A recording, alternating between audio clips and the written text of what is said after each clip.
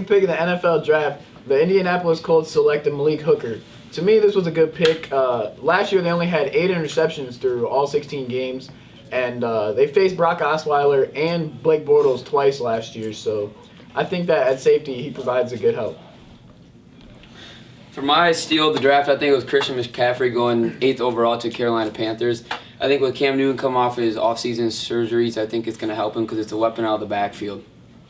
For my biggest steal of the draft, I'm definitely going to go with Reuben Foster from Alabama. He went to the 49ers at number 31, and he definitely should have went to the Steelers the pick before, but they took T.J. Watt. Reuben Foster was a top 15 pick, and he ended up falling to number 31. Jonathan Allen, too, he went to the Redskins at number 17. He was considered a top 5 player in the draft at the beginning of the draft process, and I think the Redskins got a steal there, too. With the 4th pick of the NFL draft, the Jacksonville Jaguars selected Leonard Fournette. To me, this is a reach. I think it's been proven time and time again that offensive lines have been needed to have a running back succeed, and right now Jacksonville doesn't have it. So I guess we'll see what happens, but I think it's a reach. Corey Davis going number 5 to Tennessee Titans was a big surprise to everybody. Some people thought he would be a second-round pick, but he put up a lot of numbers, but it was in the MAC. But the last MAC wide receiver to get drafted in the first round was Randy Moss. That's enough said right there. The biggest reach was definitely John Ross going 9 to the Bengals.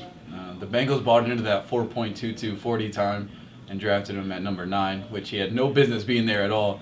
John Ross is a deep ball threat, and Andy Dalton can't throw the deep ball unless it's A.J. Green, and let's not compare John Ross to A.J. Green.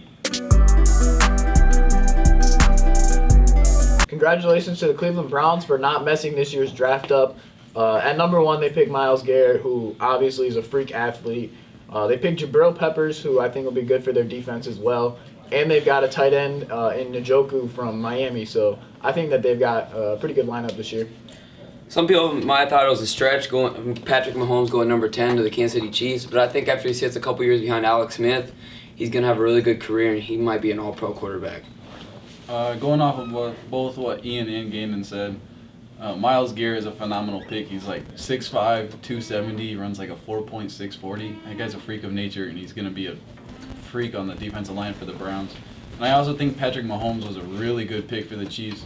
Andy Reid has a history of working with some really good quarterbacks. Brett Favre in Green Bay. He turned Michael Vick into a pocket passer when he was 30, fresh out of prison. So he's definitely got a thing for quarterbacks. Patrick Mahomes was a good pick.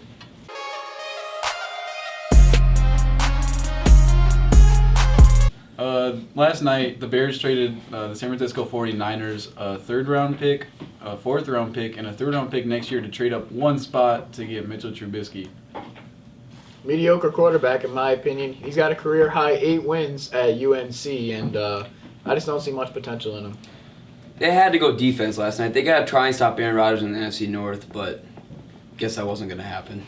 Mitch Trubisky is an average quarterback in college. He's not going to be anything special in the NFL. The 49ers stained the Bears. I'm going to have to agree with Gannon. I think that the Bears should have won defensively here, but I think Aaron Rodgers stops himself sometimes, so we don't have to worry about that too much.